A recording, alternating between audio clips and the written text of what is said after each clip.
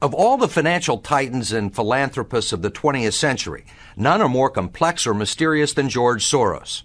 Like Carnegie, J.P. Morgan, and the Rockefellers, he amassed billions through ruthless business decisions, only to turn around and give away most of his fortune to advance his own personal philosophy. Soros makes huge bets on whole countries and economies. Last year, when he saw cracks in the Asia boom, he began selling the currency in Thailand. Traders in Hong Kong followed suit, triggering a financial crisis that plunged much of Asia into a depression.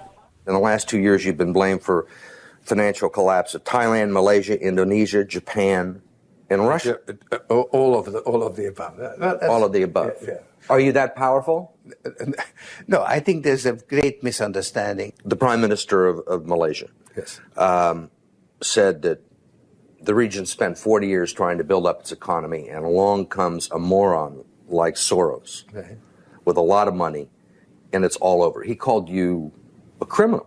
It's easier for him to blame an outside force than to admit that they were mismanaging their economy and their currency. I think that I've been blamed for everything. I am basically there to make money. I cannot and do not look at the social consequences of what I do. This man is a carnivore of the first order. When the Russian market began falling apart in August, Soros was the country's single largest investor. He called the U.S. Treasury and asked Uncle Sam for $7 billion to prop up the ruble.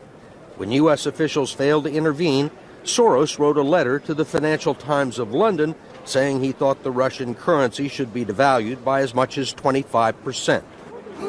A few words from Soros were enough to cause panic selling that fueled the crash. What's it like to have a statement that you make have such serious, grievous consequences? I mean, you can, it looks to me like in a number of situations you can take a position against a currency or make a statement, and the whole country falls apart. Well, it's a tremendous sense of responsibility, actually.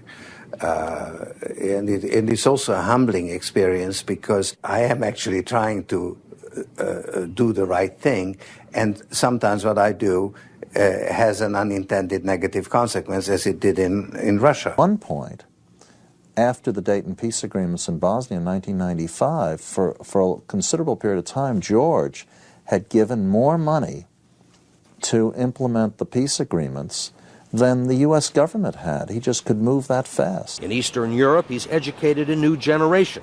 And in Ukraine, he spent millions retraining the old Soviet military. Which George Soros am I talking to now? The amoral George Soros or the moral George Soros? It's one person. It's one person who at one time engages in amoral activities and at the rest of the time tries to be moral.